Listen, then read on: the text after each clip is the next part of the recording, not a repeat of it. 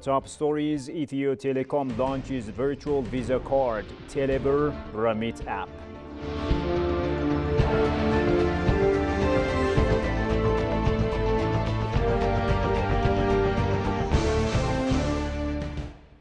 And Ethiopia and India explore export opportunities in the agriculture sector.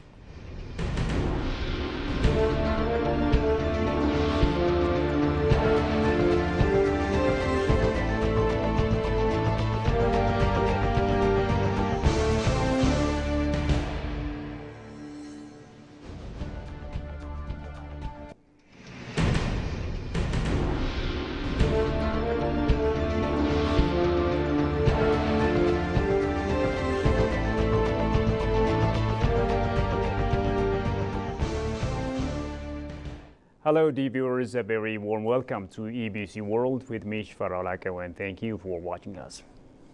Now, the state-owned telecom service provider Ethio Telecom has launched the first ever wallet-based virtual Visa card, Tber Remittance App, to enhance remittances service in Ethiopia. The app was unveiled in partnership with Abyssinia Bank and renowned Visa company, marking a significant step forward in the nation's digital finance landscape. The introduction of this virtual Visa card is not just a first for Ethiopia, but also represents a leap in modernizing the nation's financial ecosystem, said Ethio Telecom CEO Freo Tamro. The Visa Direct service allows expats to send money to Ethiopia using only the Tber virtual card number. The app also enables customers and institutions to transfer money efficiently to Ethiopia from more than 190 countries with lower service fees compared to the previous Hawala service. According to Freyot, the number of Ethio Telecom customers has reached 78.3 million, with 48.71 million having already joined over the past 3 years alone. She also mentioned that transactions totaling 2.71 trillion birr have been made via Tber during this period.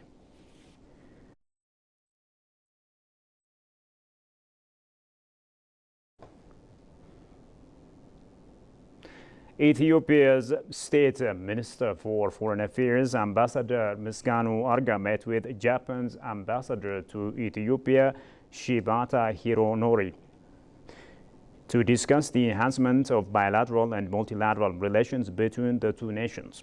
During the meeting, both parties reaffirmed their commitment to strengthening cooperation in key areas, including trade, investment, and regional security. Additionally, they addressed preparations for the upcoming Tokyo International Conference on African Development TICAD ministerial meeting, which will take place from August 24 to 25, 2024 in Tokyo, Japan.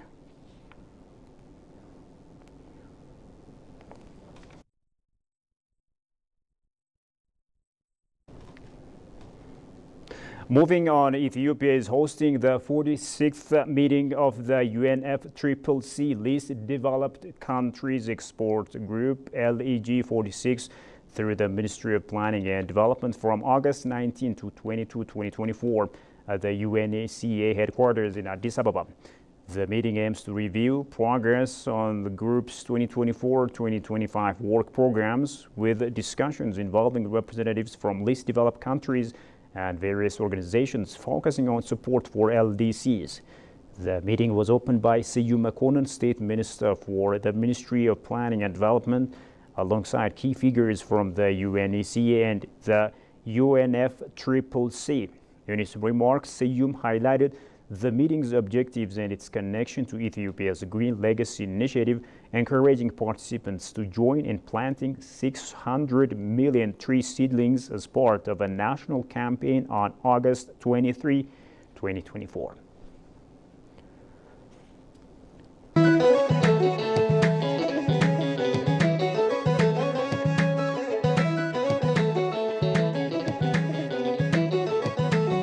Ashenda is held every year after the end of Fulsida, a 2-week fasting period that commemorates the Ascension of the Virgin Mary. The festival lasts from 3 days to 1 month, depending on the location and tradition. Ashenda is a way of expressing gratitude, joy, and solidarity.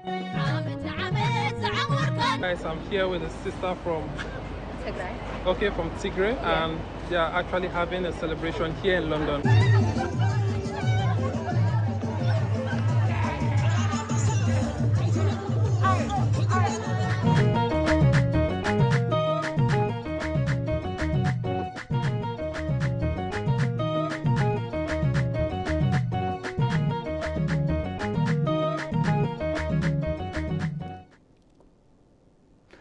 Welcome back. You're still watching ABC World. Now, as India's demand for agricultural products is growing, Ethiopia's rich agricultural commodities will be a catalyst to increase the export market, it was disclosed.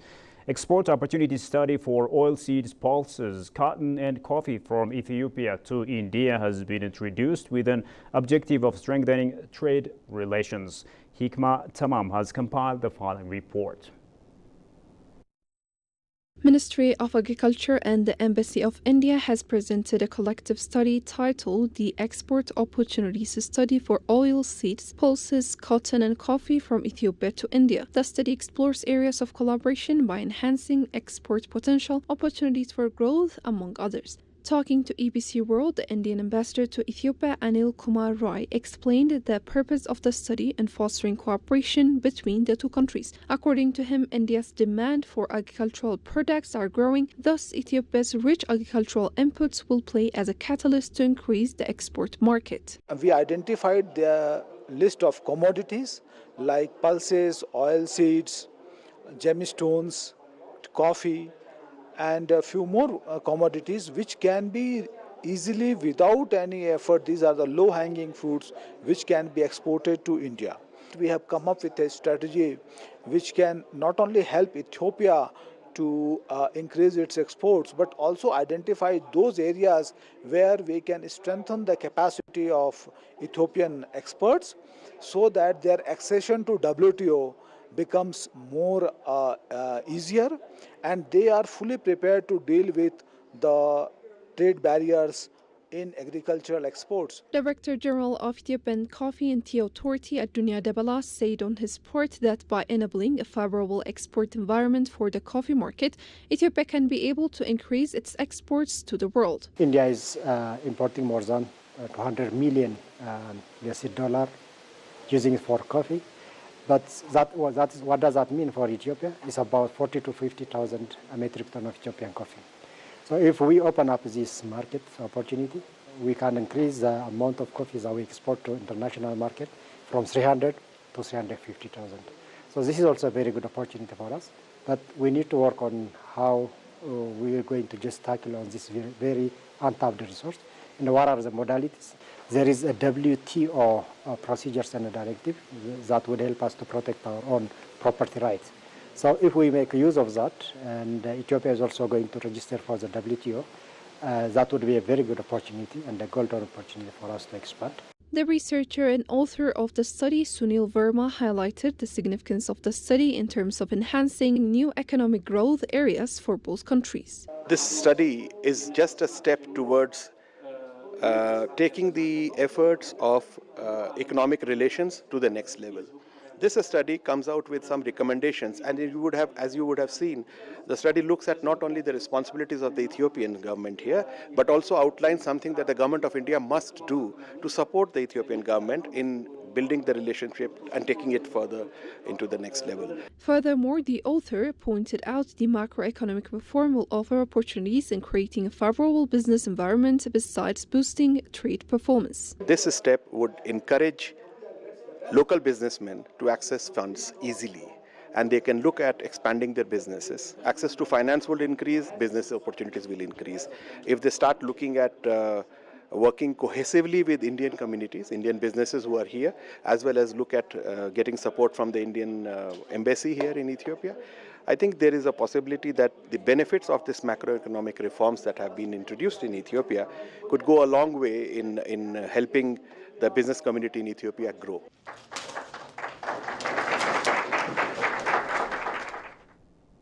And finally, Deputy Manager of the China Civil Engineering Construction Corporation, Zhao Yesong, says the Belt and Road Initiative has contributed a lot for the development of Ethiopia. Faculty member at the Addis Ababa University, Balo Demsi for Sport, underscores China is actively working in capacity building programs in Ethiopian universities to keep quality education and promote cultural exchange.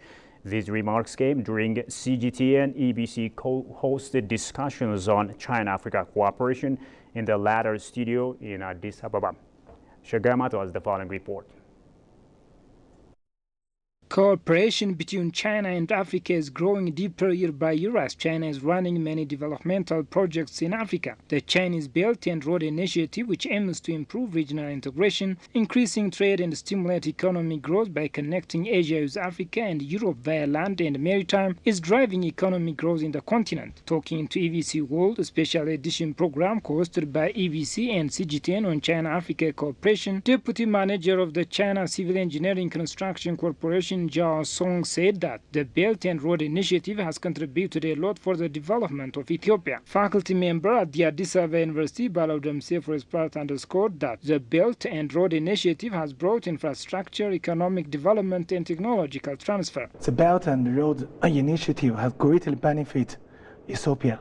With the construction of the Ethiopia Djibouti Railway, the Addis Ababa Highway, and several industrial parks, it provides a large number of job opportunities for the Ethiopia youngs, improving the professional skill during the construction. So it greatly promotes the development of Ethiopia. BRI has brought fundamentally three important outcomes. The first one is infrastructure development for Ethiopia, and the second one is economic growth, and the third one is technological transfer. If we see the infrastructure development, many roads have been built and upgraded, and even if you see the Addis Ababa Djibouti Railway, the trade road, it has reduced lots of costs in terms of time and so on. Recalling the Chinese enterprise's significant role in Ethiopia's economic development, the deputy manager indicated that infrastructure development is key to eradicate poverty and drive economic growth. The infrastructure is extremely important for country's development. After the Ethiopia Djibouti Railway commissioned, you can see along this railway, it located many industrial parks. Because the advantage of this transportation is saving a lot of time compared to before. After the industrial park come, it can supply more job opportunity for the young guys.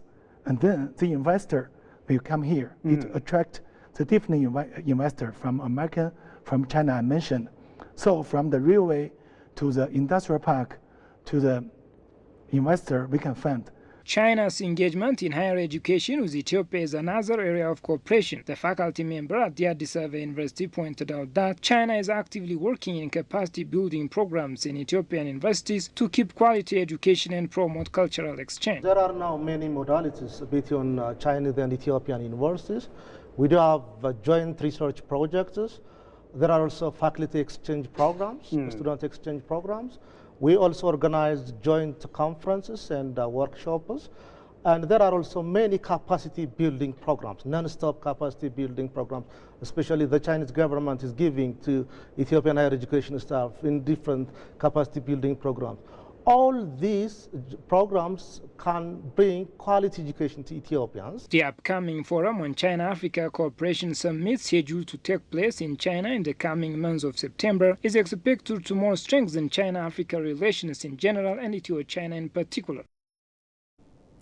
Well, dear viewers, you have been watching EBC World. Now a quick recap of the top stories. Ethio Telecom launches virtual Visa card Tber Remittance App.